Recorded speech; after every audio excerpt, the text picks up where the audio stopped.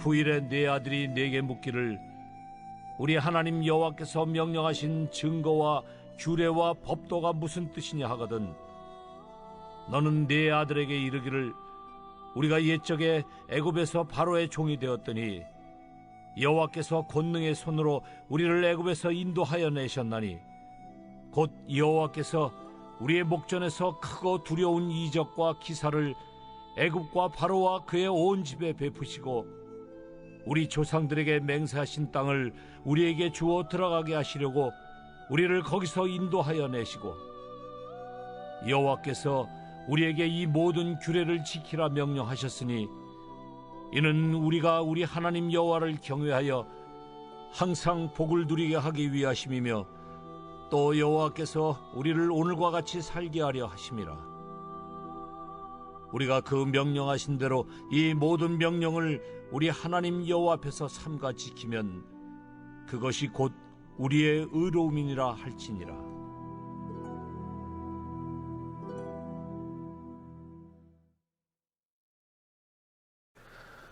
안녕하세요.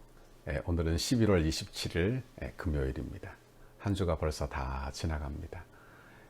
하나님께서 우리 성도들의 가정 안에 하나님의 평강과 또 이 연말에 하나님의 긍휼로 여러분의 가정을, 자녀를, 또 사업과 기업을, 또 직장을 지켜주시는 귀한 하루가 되기를 바랍니다. 오늘은 신명기 6장 20절에서 25절의 말씀을 같이 묵상하기로 하겠습니다. 오늘 말씀은 장차 가나안 땅에 들어가서 태어날 자녀들이 하나님의 규례가 무엇인지 또 하나님을 증거하는 것이 무엇이며 그 법도가 무엇이냐 이렇게 물을 때 부모로서 마땅히 대답해야 될 말을 주어야 할 말씀에 대하여 오늘 본문이 말씀하고 있습니다. 21절 말씀을 보십시오.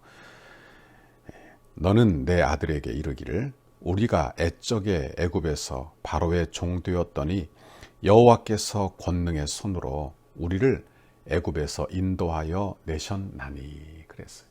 자녀가 법도가 무엇입니까? 그렇게 묻거든 우리가 애굽에서 종 되었다고 그리고 하나님께서 우리를 구원하셨다 그렇게 가르치라는 거예요. 다시 말하면 우리는 노예 신세였어. 그리고 하나님의 은혜가 아니면 살 수 없는 존재였다 이렇게 가르치라는 말이에요. 하나님의 은혜 없이는 우리는 있을 수도 없고 우리 이스라엘은 존재할 수도 없었다 이렇게 가르치라는 것입니다. 이스라엘의 문화는 바로 구원에서 근거하고 있는 것을 보게 됩니다. 하나님이 아브라함을 부르세요. 그리고 이스라엘의 조상, 아버지로 삼으셨습니다. 믿음의 조상으로 삼으셨어요. 아브라함이 잘나서가 아니죠. 죄 아래 살던 아브라함을 하나님의 은혜로 택하여 그에게 믿음 주신 것입니다. 그를 불러 믿음의 조상 삼으신 것, 하나님의 은혜예요. 야곱 역시 마찬가지예요. 은혜로 구원을 함을 얻은 것입니다. 야곱은 형 에서를 피하여 삼촌 라반의 집에 도망합니다. 그곳에서 아내를 위하여 종살이를 오래 해요. 자신의 힘과 지혜로는 도저히 부를 이룰 수도 없고 고향으로 돌아올 수도 없는 조건이 되는 것입니다. 그런데 하나님이 변덕스러운 라반의 재산을 빼앗아 야곱에게 주시는 거예요. 또 형 에서가 죽이려고 군대를 이끌고 왔을 때 그가 야복 강가에서 기도하다가 하나님의 천사와 씨름하는 장면이 나오지 않습니까? 여기에도 보면 이 야곱을 하나님께서 고치시고 하나님의 은혜로 그를 바꾸어 이스라엘을 되게 하시는 장면이 성경에 나오는 것입니다. 야곱도 자기의 힘으로 살려고 애를 썼지만 결국 그는 하나님의 은혜로 산 사람이요. 결국 그는 노년에 가서 하나님의 은혜로 되었다고 고백하는 사람이 되는 것입니다. 보십시오. 오늘 본문에 보니까 400년 만에 큰 민족을 이루어 출애굽하여 가나안 땅에 들어가는 이스라엘 백성들을 보십시오. 모세는 이스라엘 백성들에게 은혜로 사는 것을 가르치고 있는 것입니다. 우리도 자녀들에게 은혜로 사는 것을 가르쳐야 할 줄 믿습니다. 하나님의 은혜가 아니면 도무지 안 된다. 하나님의 은혜가 아니면 우리는 다 쓸모없는 존재다. 그저 공부 잘하라고만 가르치지 말고요. 그저 공부 잘하고 이 세상에 성공 잘하기만을 위하여 가르치지 말고요. 하나님의 은혜를 경험하는 자녀 되도록, 은혜를 아는 자녀가 되도록 기도하시기를 바랍니다. 두 번째는 규례와 법도를 가르치라 했습니다. 후일에 너희 자손들이 규례와 법도가 무엇이냐고 묻거든 우리에게 복을 주시기 위하여 주신 것이라 그렇게 가르치라고 했습니다. 이 말씀은 하나님이 율법을 주신 목적을 가장 정확하게 증거하고 있는 것입니다. 신명기 30장 10절 이하에 보면 내가 율법책에 기록된 그 명령과 규례를 지키면 내 손으로 하는 모든 일에 복을 주시겠다 그랬어요. 그러므로 여러분, 우리도 하나님의 말씀을 잘 지키도록 자녀들에게 가르쳐야 합니다. 다윗도 죽는 날에 솔로몬에게 말하지 않습니까? 열왕기상 2장에 보면 내가 이제 세상 모든 사람들이 가는 길로 나도 가게 되었다, 죽게 되었다는 말이에요. 그리고는 솔로몬에게 하는 말, 너는 힘써 대장부가 되라. 내 하나님 여호와의 명령을 지키라. 그 길로 행하라. 그 율법과 계명을 율례를 지키라. 그렇게 말하고 있는 거예요. 그리하면 내가 무엇을 하든지 어디로 가든지 형통하다. 그렇게 가르치고 있는 것입니다. 다윗도 자신은 부족하지만 하나님의 뜻대로 살려고 노력했고 내가 이렇게 산 것은 하나님의 은혜라 가르친 것입니다. 그리고 말씀대로 순종하라고 그리고 은혜로 살라고 솔로몬에게 가르치고 있는 거예요. 우리도 하나님 우리들의 자녀들에게 이런 은혜를 가르치는 믿음의 부모가 다 되기를 바랍니다. 자녀들에게 유산을 물려줄 수 있죠. 그 유산이라는 게 꼭 재산만이겠습니까? 우리에게 신앙, 믿음, 은혜, 이것이 우리의 믿음의 유산이에요. 말씀대로 사는 것, 이것이 은혜인 것입니다. 내 자녀들에게 너도 신앙생활 잘해라. 너도 주의를 잘 지키고 살아라. 너도 하나님의 말씀 중심으로 교회 중심으로 살거라. 그렇게 가르친다면 여러분은 크게 여러분의 가정이 복받게 될 줄 믿습니다. 우리 교회에는 이런 소원을 가진 분들이 참 많습니다. 내 자녀들이 내 교회 안에서 우리 교회 안에서 늘 살기를 바라는 마음, 그것이 부모의 마음 되기를 바랍니다. 열왕기하 18장에 보면 히스기야의 이야기도 나와요. 여기 보면 히스기야가 이스라엘 하나님 여호와를 의지하였는데 그 후 전후 유다 여러 왕들의 이러한 자가 없었으니 곧 저가 여호와께서 모세에게 명령하신 계명을 지켰더라. 여호와께서 저와 함께 하심에 저가 어디로 가든지 형통하였더라 그랬습니다. 형통의 비결은 무엇입니까? 하나님이 함께 하는 거예요. 다윗의 형통의 비결도 하나님이 함께 하시는 거예요. 하나님이 함께 하시는 거예요. 하나님이 싸우시는데 누가 하나님을 대적하겠느냐? 그런 말씀이에요. 그러므로 우리도 하나님과 함께하고 그리고 함께함을 자녀들에게 가르치고 믿음으로 사는 우리의 부모들이 다 되기를 바랍니다. 세 번째로 의로움을 가르쳐야 합니다.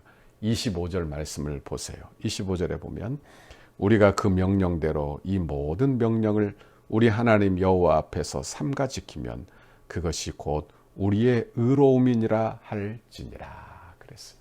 이 말씀을 보면 이 말씀에 이 말씀을 잘 보십시오. 얼른 생각하면 율법의 행위로 결코 의롭다함을 받을 수 없다. 오직 믿음으로 의롭게 된다 하는 성경의 가르침, 그 바울 서신의 가르침과는 좀 배치되는 게 아니냐 이렇게 말씀할 수 있어요.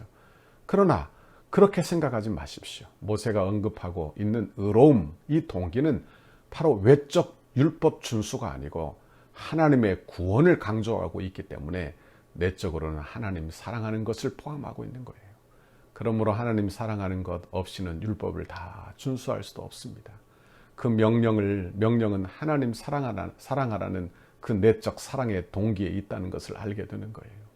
그러므로 하나님을 사랑하고 하나님을 경외하는 사람은 하나님의 뜻대로 살 것입니다. 이것이 동기가 되어서 하나님의 말씀을 지켜 행하는 것입니다. 우리의 자녀들에게 하나님의 사랑을 가르치세요. 하나님의 백성들이 살 방법은 의롭게 살 방법을 가르쳐야 한다는 말씀입니다. 하나님과의 의로운 관계는 바로 하나님과의 관계에서부터 시작이 되는데 그러므로 하나님과의 바른 관계 없이는 의로움을 알지도 못하고 그리고 자기가 의가 되어 살게 된다는 말이에요. 이게 세상 사람들의 모습이 아닙니까? 그러면 하나님과의 바른 관계는 죄를 회개하고 예수를 믿음으로 가능한데 여러분 예수를 믿어 예수의 이름으로 의롭다함을 얻어 하나님의 자녀가 되는 그런 은혜를 우리가 받음으로 시작이 된다는 말씀입니다. 그러므로 우리 자녀들이 예수 잘 믿도록 기도하세요. 우리의 자녀들이 예수님 사랑하며 살도록 기도하세요. 우리의 후손들이 예수 잘 믿도록 그렇게 기도하세요. 어려서부터 그렇게 여러분 지도하도록 그렇게 가르치시기를 바랍니다. 만약 내가 유언을 할 수 있다면 우리 자녀들에게 꼭 그런 유언해야 되지 않겠습니까? 너희들 예수 잘 믿어라. 너희 예수 잘 믿고 교회 중심으로 신앙생활 잘 하거라. 그리고 천국에서 보자. 이것이 우리의 유언되어야 한다. 그런 말씀입니다. 지금 모세의 마지막 말이 바로 이런 말이에요. 우리 모두 이렇게 내 가정을 믿음의 가정으로 잘 세우도록 위해서 기도해 주시고 기도하시고 그리고 우리의 가정이 믿음의 명문 가정 되기를 위하여 오늘 하루 기도하는 저와 여러분의 오늘 하루가 되기를 바랍니다. 오늘은 금요일인데 오늘 이 주말에도 하나님께서 여러분을 붙잡아 주시기를 바랍니다. 여러분의 가정을 믿음으로 붙잡아 주시기를 소원합니다.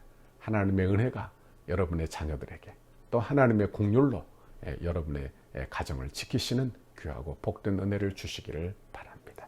같이 기도하겠습니다. 하나님 아버지 고맙고 감사합니다. 오늘 하나님의 귀한 말씀 우리에게 주시며 하나님 내 가정을 위하여 기도하도록 하나님의 은혜와 공유를 베풀어 주시니 감사합니다. 하나님의 말씀을 내 자녀들에게 가르치라고 하나님의 은혜를 내 자녀들에게 가르치라고 하나님이 하나님 되심을 내 자녀들에게 가르치라고 말씀하시니 감사합니다. 하나님 내 가정 믿음의 명문 가정 되기를 바랍니다. 하나님 잘 섬기는 가정 되기를 바랍니다. 하나님 그런 가정 되도록 마음의 소원을 품고 기도하게 하시고 자녀들을 위하여 기도하고 자녀를 가르치고 자녀들의 모범이 되고 하나님 우리 성도들의 가정이 이렇게 다 믿음 안에서 단단하게 예수 믿는 믿음 위에 반석 위에 서서 내 가정이 복된 가정 축복된 가정 되도록 주께서 은혜 주시고 함께하여 주옵소서. 감사합니다. 예수님 이름으로 기도하옵나이다. 아멘. 우리 교회를 향한 주님의 뜻을 이루소서. 100대 기도문 금요일 페이지 17페이지 교회와 영광스러운 미래를 위하여 함께 기도하겠습니다. 덕소교회를 통하여 수많은 영혼이 주님 앞에 돌아와 우리와 함께 기쁨으로 예배하고 그리스도의 신실한 제자들로 훈련되고 장성하여 민족을 치료하는 지도자로 재생산되게 하옵소서. 덕소교회를 통하여 한국의 정치, 경제, 사회, 문화, 교육, 국방, 다음 세대, 가정의 모든 영역에서 주님의 소망을 나타내는 도구로 사용하옵소서. 덕소의 영적 부흥을 선도하고 나라와 민족을 섬기며 축복의 통로로 쓰임받는 덕소교회 되게 하옵소서. 물질 숭배와 각종 우상 숭배를 척결하고 덕소와 남양주의 모든 교회와 아름답게 동력하여 하나님의 나라를 굳건히 세워가는 덕소교회 되게 하옵소서. 탐욕과 무절제함, 음란과 부정, 우상과 이단으로 얼룩진 남양주의 영적인 오염을 거룩하게 정화하는 덕소교회가 되게 하옵소서.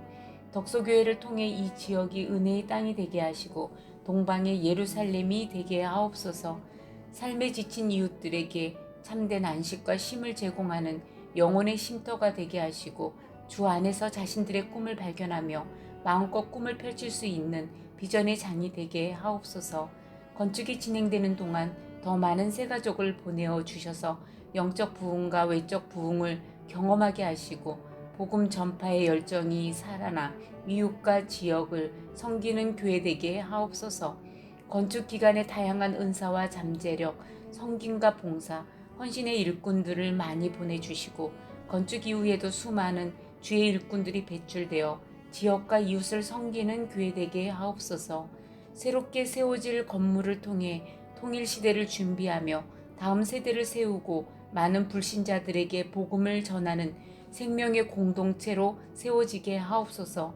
덕소교회가 다음 세대를 주의 품으로 인도하는 전진기지가 되게 하시고 이곳에서 세워지는 다음 세대들이 하나님을 아버지로 시인하며 예수님을 구주로 인정하는 신앙의 고백이 세워지게 하옵소서. 예수님의 이름으로 기도합니다. 아멘.